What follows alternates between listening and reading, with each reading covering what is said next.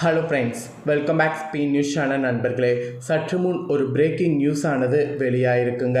அதுவும் ration card சம்மந்தப்பட்ட ஒரு முக்கிய நியூஸ் ஆனது வெளியாகிருக்கு. அதை பற்றிய ஒரு முக்கிய நியூஸ் என்ன வெளியாகிருக்கோ அதை தான் இந்த வீடியோவில் ஷேர் பண்ண போகிறேன். வாங்க என்ன நியூஸ் அப்படிங்கிறத அதிரடியாக பார்க்கலாம். வருமான வரி கட்டக்கூடிய அத்தனை பேருக்கும் இனி ரேஷன் கார்டு ரத்து செய்யப்படுவதாக தாள்கள் கசிந்திருக்கு. இதுக்கு வருமான வரி கட்டுறவங்களாம் நாங்கள் ஏன் ரேஷன் கார்டு ரத்து பண்ணுற மாதிரி நீங்கள் பண்ணுறீங்க, நாங்கள் கட்டுறதுக்கும் ரேஷன் கார்டுக்கும் என்ன சம்மந்தம் அப்படிங்கிற மாதிரி அதிரடியாக சில கேள்விகளை எழுப்பியிருக்கிறாங்க. அதெல்லாம் தான் இப்போ சமூக வலைத்தளங்களில் ரொம்ப வைரலாக ட்ரெண்டிங்காக பரவிட்டுருக்கு. வாங்க ரேஷன் கார்டு ரத்து குறிப்பை பற்றி இந்த வீடியோவில் பார்க்கலாம். ஆக்சுவலி வருமான வரி கட்டுறவங்களுக்கும் சொந்தமாக கார் வச்சுருப்பவங்களுக்கும் ரேஷன் கார்டு இனி கிடையாது, ரத்து அப்படிங்கிற மாதிரி அதிரடியாக தமிழக அரசு ஒரு புதிய அறிவிப்பு வெளியிட்டதாக இப்போ தாள்கள் கசிந்திருக்கு. இதுதான் சமூக வலைத்தளங்களில் இப்போ பெரிய விவாத பொருளாக மாறியிருக்கு. இந்தியா முழுவதும் உள்ள எல்லா மாநிலங்கள்லையுமே ரேஷன் கடைகளில் அரிசி, சர்க்கரை, பருப்பு, பாமாயில், கோதுமை உள்ளிட்ட பொருட்கள் மணிய விலையில் அரசு வழங்கி வருவது குறிப்பிடப்படுது. பெரும்பாலானவர்கள் ரேஷன் அட்டை வைத்திருக்காரவங்க கண்டிப்பாக பார்த்தீங்கன்னு வச்சுக்கோங்களேன், நம்ம இருக்கிறோம். இதில் பொங்கல் பரிசு, பேரிட நிவாரணம் ஆகியவையெல்லாம் ரேஷன் அட்டையை அடிப்படையாக வைத்து ஒவ்வொருவருக்கும் கொடுக்கப்படுது. இந்நிலையில் டெல்லியில் நடந்த ஒரு விழாவில் பேசிய மத்திய உணவுத்துறை அமைச்சர் பிரகலாத் கேசி நாடு முழுவதும் உள்ள ரேஷன் அட்டைகளில் 8.51 கோடி அட்டைகள் தகுதியற்றவை என்பதை மத்திய உணவு அமைச்சகம் கண்டுபிடித்திருக்கா.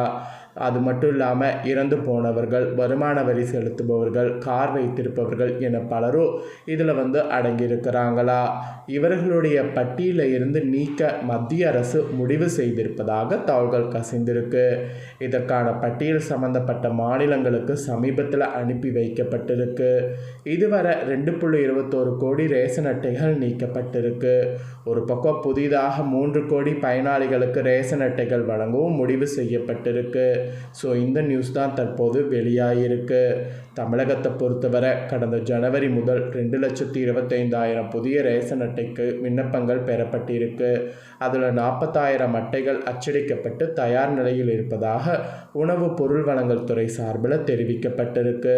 அப்போ தமிழ்நாட்டுக்குமே பார்த்தீங்கன்னு வச்சுக்கோங்களேன், இந்த மாதிரி தான் ஒரு கண்டிஷனா அப்படின்னு கேட்டிங்கன்னா, ஆமாம், இந்த மாதிரி தான் கண்டிஷன். ரேஷன் கார்டு ரத்து செய்ய இருப்பது உறுதியாகிருக்கு.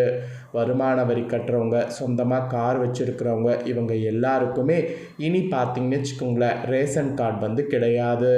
ஏன்னா இவங்க எல்லாருமே நல்ல காசு புழங்குறவங்க அப்படிங்கிறதுனால இவங்களுக்கு ரேஷன் கடையில் பொருள் வாங்கி யூஸ் பண்ணுங்கிற அவசியம் இல்லைங்கிற அடிப்படையில் ரத்து செய்யப்பட இருக்கு.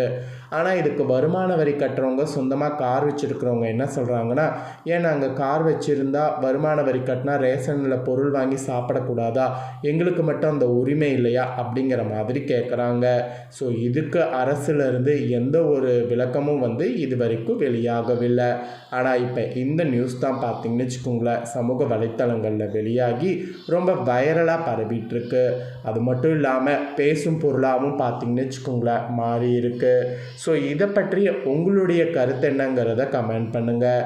ஏன்னா அரசு எடுத்த இந்த முடிவு கரெக்டாக இருக்கும் அப்படின்னு நீங்கள் நினச்சிங்கன்னா அதை கண்டிப்பாக கமெண்டில் தெரிவிங்க. இதோடு அம்மா சமுத்திரம் இடைத்தேர்தலில் திமுக வேட்பாளராக கவுன்சிலர் ஒருத்தர் நிற்கிறாரு. ஸோ பொறுப்பை ஏற்ற அனிதா ராதாகிருஷ்ணனால் ஒரு பரபரப்பு இப்போ ஏற்பட்டிருக்கு. சரி வாங்க இதை பற்றிய நியூஸ் என்ன அப்படிங்கிறதையும் இப்போ இந்த வீடியோவில் பார்க்கலாம். அம்மா சமுத்திரம் தொகுதியில் திமுக வேட்பாளராக கிறிஸ்துவ நாடார் சமூகத்தை சேர்ந்த மாவட்ட கவுன்சிலர் சாலமன் டேவிட்டை களமிறக்க ஆலோசித்து வருவதாக தாள்கள் பார்த்திங்கன்னு வச்சுக்கோங்களேன் தற்போது கிடைத்திருக்கு. அம்மா சமுத்திரம் தொகுதியில் கட்டாய திமுக வெற்றி பெறும் என்றும் அதற்கான பொறுப்பை தன்னிடம் விட்டுவிடுங்கள் என்று அனிதா ராதாகிருஷ்ணன் நேரடியாக திமுக தலைமையிடம் பேசியிருப்பதாக தாள்கள் கசிந்திருக்கு.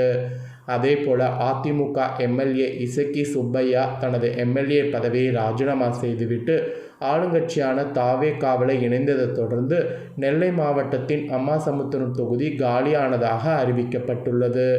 விரைவில் இங்கு இடைத்தேர்தல் வரவிருக்கக்கூடிய நிலையில் தாவேகா மற்றும் அதிமுகவிற்கு டஃப் கொடுக்கக்கூடிய வகையில் திமுக தற்போது தனது பலத்த வியூகங்களை வகுக்க தொடங்கியிருப்பதாகவும் தாள்கள் கசிந்திருக்கு. ஆக்சுவலி சட்டசபை தேர்தலில் அம்மாசமுத்திர தொகுதியில் அதிமுக சார்பாக நின்ற இசக்கி சுப்பையா 10,245 வாக்குகள் வித்தியாசத்தில் வெற்றி பெற்றார்.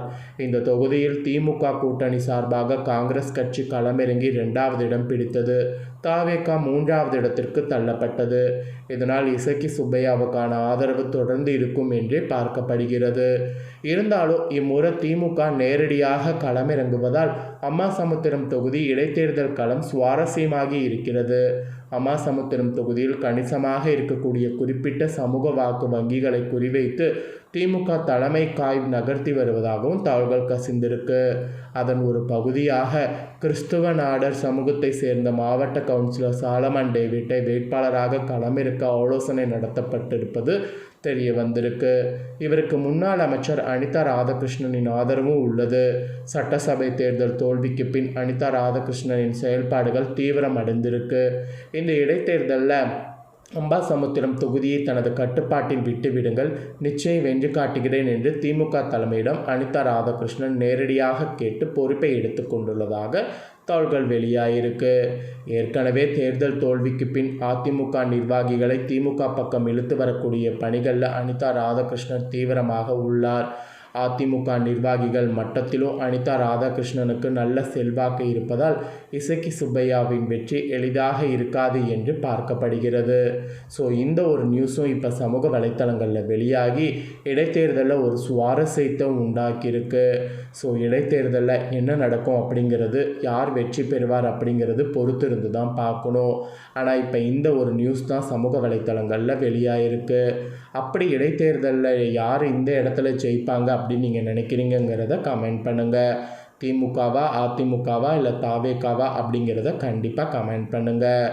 அதோடு ரேஷன் கார்டு வைத்திருக்கிறவங்க, நீங்கள் வருமான வரி இருந்தாலும் சரி, கார் வைத்திருந்தாலும் சரி, உங்களுக்கு ரேஷன் கார்டு ரத்து செய்யப்படுவது கூடிய விரைவில் நடக்க போகுது. ஸோ இந்த எச்சரிக்கையான நியூஸும் இப்போ சமூக வலைத்தளங்களில் வெளியாகிருக்கு. அதையும் நீங்கள் தெரிஞ்சுக்கணும் அப்படிங்கிறதுக்காக அதையும் உங்ககிட்ட ஷேர் பண்ணிட்டேன். இந்த நியூஸ்களெல்லாம் பற்றி உங்களுடைய கருத்து என்ன அப்படிங்கிறத கண்டிப்பாக கமெண்ட் பண்ணுங்கள். இதை நீங்கள் பார்த்து முடிச்சுட்டு இது உடனே லைக் பண்ணி உங்கள் ஃப்ரெண்ட்ஸ் ஃபேமிலிக்கு ஷேர் பண்ணுங்கள். உங்கள் ஃப்ரெண்ட்ஸ் ஃபேமிலியில் இருக்கவங்களும் இந்த முக்கியமான நியூஸ்களை பற்றி இந்த வீடியோவில் தெரிஞ்சுக்கிட்டோம். அவங்களும் இதை தெரிஞ்சு இதற்கேற்ப நடந்து பயன்பெறட்டும். இதே போல் புதிய அப்டேட்டான நிறைய வீடியோ நம்ம சேனலில் போடப்படும். அதையெல்லாமே உடனுக்குடனே தெரிந்து கொள்ள மறக்காமல் நம்ம சேனலை சப்ஸ்கிரைப் பண்ணுங்கள். கூட பெல் பட்டனை ப்ரெஸ் பண்ணுங்கள். ஃபஸ்ட் டைம் பார்க்குறவங்க சப்ஸ்கிரைப் பண்ணி பெல் பட்டனை ப்ரெஸ் பண்ணிட்டீங்கன்னா இனி நான் போகிற மற்ற அப்டேட்டான எல்லா வீடியோஸும் உடனுக்குடனே தெரிந்து கொள்ளலாம். ஸோ மறக்காமல் பண்ணுங்கள். நெக்ஸ்ட்டு சுவாரஸ்யமாக வேறொரு புதிய வீடியோவில் உங்களை சந்திக்கிறேன். சப்ஸ்கிரைப் பண்ணுங்கள், பெல் பட்டனை ப்ரெஸ் பண்ணுங்கள். நன்றி, வணக்கம்.